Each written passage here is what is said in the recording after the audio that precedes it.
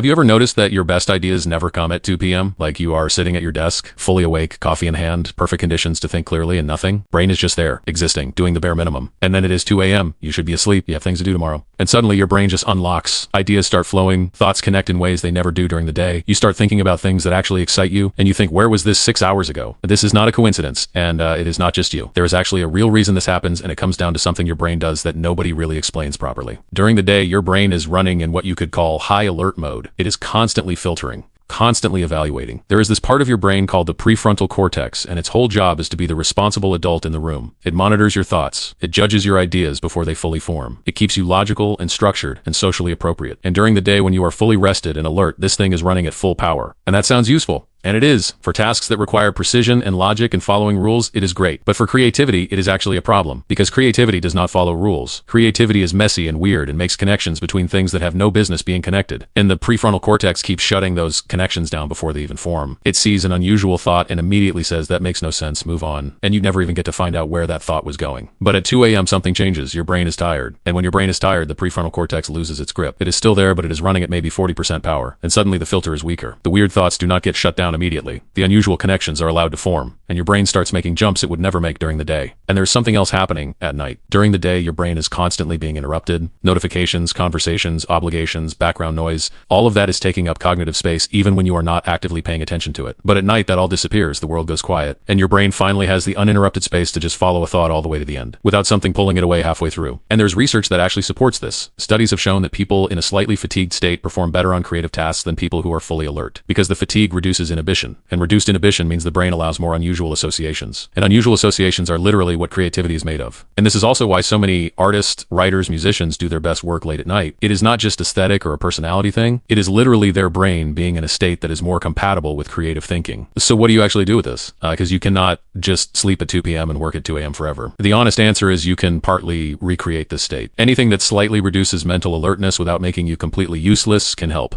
Dim lighting, ambient sound, working in a relaxed physical state. Even mild boredom can trigger the same kind of wandering thought that leads to creative breakthroughs, because boredom forces your brain to generate its own stimulation. But mostly just know that if your best ideas come at 2 a.m., that is not a sleep problem. That is just your brain finally being allowed to think freely. The filter is down, the world is quiet, and whatever comes out of that is probably closer to what you actually think than the fully alert brain in daytime.